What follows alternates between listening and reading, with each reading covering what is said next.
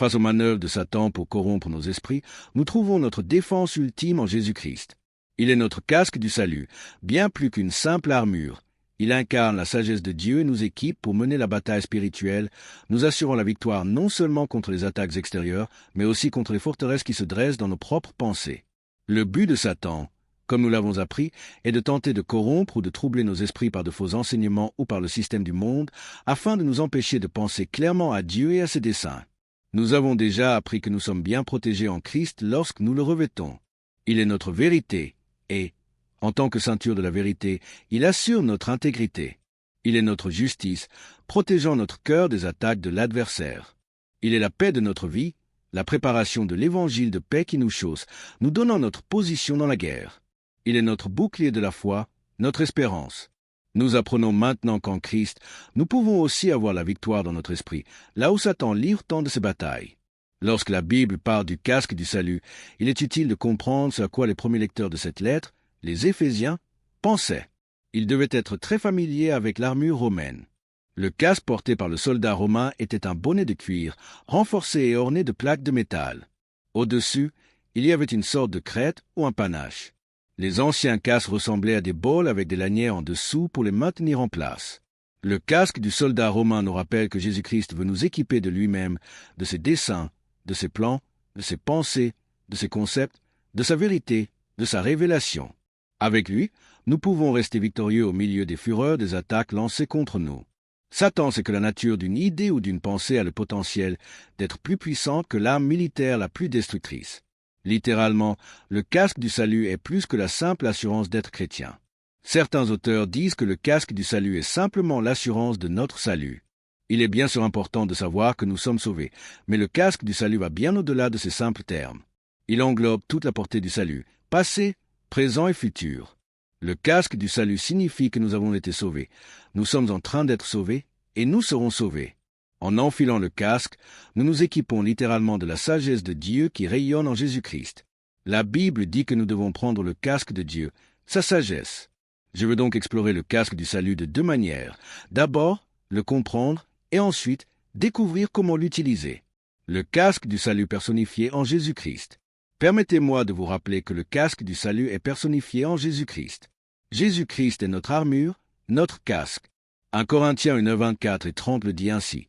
Mais pour ceux qui sont appelés, tant juifs que grecs, Christ est la puissance de Dieu et la sagesse de Dieu. Or, c'est par lui que vous êtes en Jésus-Christ, lequel, de par Dieu, a été fait pour nous sagesse, justice et sanctification et rédemption. Notez attentivement la progression dans ce verset. Jésus-Christ est la sagesse de Dieu, et nous sommes la sagesse de Jésus-Christ. Il y a une triple progression. Il est notre sagesse, comme la sagesse de Dieu est pour lui. Ainsi, lorsque nous revêtons Jésus-Christ, il devient notre sagesse. Nous devenons pour Jésus ce que Jésus est pour le Père, et Jésus devient pour nous ce que le Père est pour lui. John Phillips nous rappelle que tous les trésors de la sagesse sont cachés dans la vie de Jésus. Paul a dit la même chose aux Colossiens. Quand il était sur terre, le Seigneur ouvrait constamment ce coffre au trésor pour donner aux hommes des aperçus de sa sagesse extraordinaire. Lorsque les hommes voyaient Jésus, ils le regardaient avec étonnement. Comment connaît-il les Écritures? Lui qui n'a point étudié? En d'autres termes, comment cet homme en sait-il autant sans être allé à l'école ou avoir de diplôme? Ceux qui furent envoyés pour arrêter Jésus revinrent les mains vides avec cette explication. Jamais homme n'a parlé comme cet homme. Lui-même a déclaré qu'il était plus grand que Salomon, dont la sagesse était proverbiale. Écoutez bien, Jésus-Christ est notre sagesse. Il désire ardemment être la sagesse qui contrôle notre vie. Il est notre casque du salut. Le casque du salut, une condition préalable au ministère. Le casque du salut est une condition préalable à tout type de ministère. Il y a plusieurs années, peu après notre arrivée ici, Donna et moi avons visité la République dominicaine en scooter. Nous avons parcouru tout Puerto Plata sans casque, car ce n'est pas obligatoire là-bas. Je me souviens que ce soir-là, nous avons appris qu'il n'était pas rare d'avoir 20 ou 25 morts par jour à Saint-Domingue à cause d'accidents de moto. Évidemment, nous n'utilisions pas ce que notre casque était censé protéger. Permettez-moi de vous suggérer que, dans la guerre spirituelle, les casques ne sont pas facultatifs. C'est particulièrement vrai si vous prévoyez d'entrer dans la bataille spirituelle en tant que serviteur de Jésus-Christ. En tant que serviteur, surtout dans un ministère vocationnel, la sagesse est l'une des conditions préalables au leadership. Dans Actes 6h3, nous lisons « C'est pourquoi, frères, Choisissez parmi vous cet homme, de qui l'on rende un bon témoignage, qui soit plein d'Esprit Saint et de sagesse, des hommes qui portent leur casque, et que nous chargerons de cet emploi. Nous avons besoin d'hommes et de femmes de sagesse dans l'Église, tant parmi le personnel rémunéré que parmi les bénévoles. Nous ne savons pas quoi faire si Dieu ne nous donne pas la sagesse pour faire face aux défis du monde d'aujourd'hui. Si nous ne sommes pas équipés du casque du salut et que Dieu ne nous revêt pas de lui-même, nous ferons beaucoup d'erreurs. Vous devrez prier pour que vos responsables aient la sagesse, car nous sommes confrontés à des choses sans précédent dans l'Église de Jésus-Christ, des choses dont nous n'avons jamais entendu parler auparavant. Le casque du salut, la puissance de Dieu dans votre vie. Le casque du salut est la puissance de Dieu dans votre vie. Écoutez ce que Paul a écrit aux Corinthiens dans 1 Corinthiens 2. « Moi-même, j'étais auprès de vous dans un état de faiblesse, de crainte et de grand tremblement. Et ma parole et ma prédication ne reposaient pas sur les discours persuasifs de la sagesse, mais sur une démonstration d'esprit et de puissance, afin que votre foi fût fondée, non sur la sagesse des hommes, mais sur la puissance de Dieu. » Paul a dit, « Je ne suis pas venu à vous avec mes propres concepts, ma propre pensée, mon propre programme et mes propres méthodes. Je suis venu à vous équiper du casque, qui est la protection de l'esprit et l'illustration de la sagesse de Dieu. » Son ministère était dans la puissance de Dieu. Ce qu'il expliquait n'avait pas de sens humain, et la Bible dit que c'était une folie pour ceux qui ne connaissaient pas Christ. Mais entre les mains d'un enseignant compétent comme Paul, la sagesse de Dieu est devenue la puissance de Dieu dans la vie de ceux qui l'ont entendu et l'ont laissé agir en eux chaque jour. Le casque du salut produit par la parole de Dieu. Le casque du salut est produit par la lecture de la parole de Dieu. Nous en revenons au point de départ de cette série, où nous avons enseigné sur l'esprit. Paul a rappelé au jeune Timothée la source de sa sagesse. Dès ton enfance, tu connais les saintes lettres qui peuvent te rendre sage à salut. Timothée était préparé à être un serviteur de Dieu parce que sa grand-mère et sa mère lui avaient enseigné les Écritures. Au moment où il était prêt à entrer dans le ministère, Paul a pu lui écrire et lui dire « Timothée, laisse-moi te parler de ton héritage. Tu connais les saintes Écritures depuis ton enfance. Elles peuvent te rendre sage pour le salut. C'est ce qu'il faut pour faire l'œuvre de Dieu. Agir sans cela, c'est comme aller au combat sans armure et être vulnérable aux attaques de l'ennemi. Le casque du salut est accessible par la prière. La sagesse de Dieu, qui est notre casque, est accessible par la prière. Vous demandez peut-être, comment puis-je obtenir cette sagesse que Dieu a promise? La réponse est simple, il suffit de la demander. Je prie cette prière plus que jamais. Savez-vous laquelle? C'est celle de Jacques 1h5. Si quelqu'un d'entre vous manque de sagesse, qu'il la demande à Dieu, qui donne à tout simplement et sans reproche, et elle lui sera donnée. Avez-vous prié cette prière récemment? Dites, « Seigneur, je ne sais pas quoi faire dans cette situation. C'est sans précédent dans ma vie. J'ai besoin de ta sagesse. Tu m'as promis dans Jacques 1h5 que si je la demandais, tu me la donnerais en abondance et sans me le reprocher. » Vous obtenez la sagesse de Dieu en la demandant. N'est-ce pas intéressant de voir à quel point ces choses sont simples alors que nous les ignorons si facilement? Quand quelqu'un vient me voir et me dit « Pasteur, je ne sais pas quoi faire », ma première question devrait être « Avez-vous demandé à Dieu ?» Souvent, la personne répond « C'est pour ça que je vous le demande, pasteur. » Mais pourquoi me le demanderiez-vous alors que vous pouvez le demander à celui à qui je rends compte? Pourquoi ne pas aller directement à la source et demander à Dieu la sagesse dont vous avez besoin? Je n'ai pas la sagesse dont vous avez besoin, mais Dieu l'a. Si vous me demandez, tout ce que je pourrais vous répondre est « Je ne sais pas, je n'y ai jamais pensé. Je vais essayer de demander à Dieu. » Puis, je devrais revenir vous dire ce que Dieu m'a dit, alors que vous pouvez le lui demander directement. Croyez-le ou non, je n'ai pas plus de priorité ou de préférence auprès de Dieu que vous. Pensez à la personne la plus sainte et la plus juste que vous connaissiez. Je vous promets que vous êtes au même niveau qu'elle devant Dieu. Vous pouvez vous approcher avec assurance du trône de la grâce pour demander ce dont vous avez besoin. Franchement, nous devrions prier cette prière pour la sagesse presque tous les jours et parfois toutes les heures, car nous ne savons vraiment pas quoi faire face à certaines des choses qui se passent. Le casque du salut est la promesse de l'espérance. Le casque du salut est la sagesse de Dieu en Christ.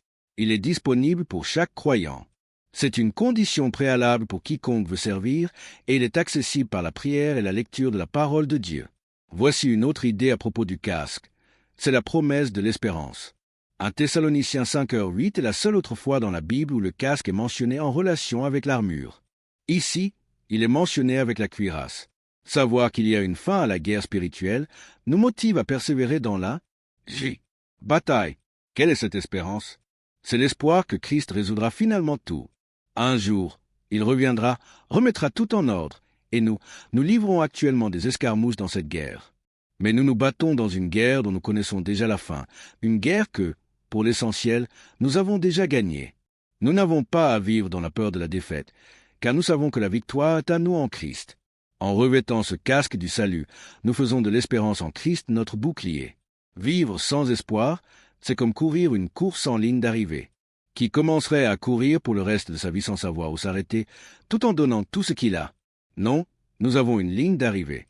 Nous savons qui gagne cette guerre. Comme ma femme qui aime lire la fin des romans policiers, je vous recommande de lire le dernier chapitre de ce livre. Lisez le dernier chapitre de ce livre et vous découvrirez que nous gagnons. Nous sommes victorieux en Jésus-Christ. Même s'il reste du chemin à parcourir, nous avançons avec la certitude que la victoire finale est déjà entre nos mains. C'est ainsi que nous comprenons le casque du salut avec toutes ses nuances. Maintenant, parlons de son utilisation. L'utilisation du casque du salut. Comment utilisons-nous le casque du salut? Dans le livre que j'ai lu sur Bono FR, il disait que les idées ont des conséquences. Ce sont des idées qui ont donné naissance au communisme et qui ont donné le pouvoir à Hitler et Staline. Nous n'avons jamais eu autant besoin d'hommes et de femmes équipés dans leur esprit pour livrer la bataille dans l'arène spirituelle, car c'est là que la guerre se gagne ou se perd. Elle se gagne ou se perd souvent dans le domaine de l'apologétique, de la défense de la foi. Se défendre dans un monde hostile. Premièrement, le casque du salut nous est utile pour nous défendre dans un monde hostile. Nous n'en parlons pas beaucoup. Il y a des experts que nous avons eus ici au fil des ans. Nous n'avons pas tous besoin d'être des apologistes, des spécialistes de la défense de notre foi. Mais nous devons connaître certaines réponses, n'est-ce pas? Que dites-vous quand quelqu'un vous dit « La Bible est pleine de contradictions » ? Laissez-moi vous donner une réponse imparable. Montrez-moi en une seule. Cela mettra fin à environ 90% des discussions. Souvent, ils ne savent pas de quoi ils parlent et ne sont même pas capables de chercher la réponse dans leur horoscope. Pourquoi sommes-nous si intimidés? Nous n'avons pas besoin de l'être. Nous devons revêtir toute l'armure de Dieu. Apprenez certaines des réponses aux questions que les gens posent. Il existe toutes sortes de ressources pour vous si vous êtes intéressé et si Dieu vous y motive. Démolir les forteresses de l'esprit et du cœur. Deuxièmement, le casque du salut est utile pour démolir les forteresses de l'esprit et du cœur. Écoutez ce que Paul écrit dans 2 Corinthiens 10. Ici, l'Écriture ne parle pas de se défendre contre un monde hostile, mais de démolir les forteresses dans nos esprits et nos cœurs. Saviez-vous que chacun de nous a une forteresse dans son esprit? Et nous savons quelle est cette forteresse, là où Satan est le plus susceptible de nous atteindre. La Bible nous dit qu'il est au pouvoir du croyant de renverser ces forteresses. Grâce aux armes du Christ, qui sont puissantes par Dieu, nous pouvons abattre, raser et vaincre l'emprise de l'ennemi dans notre vie. Nous pouvons littéralement détruire sa forteresse en nous pour qu'il n'ait plus de tête de pont. Une forteresse est un schéma, une habitude, un concept ou un domaine bien ancré de votre vie qui n'appartient pas encore à Dieu. Devinez qui contrôle ce domaine? Ce n'est pas le Seigneur, c'est l'adversaire. Il n'est pas tout à fait exact de dire, comme certains le font, que s'il n'est pas Seigneur de tout, il n'est pas Seigneur du tout. Pour qu'il soit Seigneur de tout, nous devons lui permettre de prendre le contrôle de nos vies. Lorsque nous devenons chrétiens, nous lui donnons la seigneurie de nos vies telle que nous la connaissons. Mais ensuite, alors que nous commençons à marcher avec le Christ, il identifie des choses dans nos vies que nous ne lui avons pas encore remises. La Bible nous dit que la parole de Dieu est le réma de Dieu. C'est la parole écrite de Dieu pour nous. C'est la vérité spécifique de Dieu pour une situation spécifique dans nos vies. Lorsque nous permettons au casque du salut de siéger au sommet de notre armure, que nous recherchons la sagesse de Dieu, que nous demandons sa direction et son aide, et que nous utilisons sa parole comme source, Dieu nous donnera la victoire par le Saint-Esprit pour commencer à démolir ces forteresses dans nos vies. C'est la rénovation de notre esprit. C'est enlever les vieilles choses qui n'ont pas leur place et les remplacer par les nouvelles que Dieu nous donne par sa parole. C'est la purification de notre esprit par la parole de Dieu, afin que les choses que Dieu nous donne commencent à chasser celles qui ont le contrôle sur nous, même parfois en tant que chrétiens. Vous savez, nous sommes toujours des victimes, nous encaissons toujours les coups, nous parlons toujours de la difficulté des choses. Eh bien, vous savez quoi? C'est censé être difficile. Nous sommes en guerre. La guerre, ce n'est pas pour les mauviettes, ni pour les gens qui veulent être à l'aise sur leur canapé. La guerre est pour les gens qui s'engagent dans la bataille pour les choses qui sont importantes. Combien d'entre vous savent que la foi qui nous a été donnée par le Seigneur Jésus-Christ vaut la peine qu'on se batte pour elle? Amen. Alors pourquoi ne pas, chaque matin, nous lever et dire, « Seigneur, je me suis enrôlé dans l'armée, je vais me lever aujourd'hui et mener le bon combat. Je vais revêtir toute l'armure de Dieu. Je vais prendre la parole de Dieu dans une main et le bouclier de la foi dans l'autre, et nous allons avancer pour affronter cette journée. Quoi qu'il m'arrive, voici ce que je sais. Je ne suis peut-être pas suffisant par moi-même, mais j'ai revêtu le Seigneur Jésus-Christ, et il est plus grand que tout ce que j'affronterai tout au long de cette journée. Amen. Alors vous vous mettez à chanter le cri de guerre. C'est ce que l'armure du croyant est censée faire pour nous. Elle est censée nous équiper, nous encourager et nous fortifier, non pas pour laisser la vie nous arriver, mais pour prendre l'initiative et aller de l'avant pour combattre pour le Christ. Il y a tant de choses que cela signifie dans une application pratique. Mais peut-être que ce discours de motivation tiré du livre des Éphésiens nous aidera à affronter la semaine à venir avec courage et force. Nous savons déjà que nous avons gagné la guerre, mais maintenant Dieu veut que nous vivions comme des vainqueurs et non comme des victimes. Nous sommes victorieux en Christ. Nous sommes plus que vainqueurs par lui. Loué soit son nom.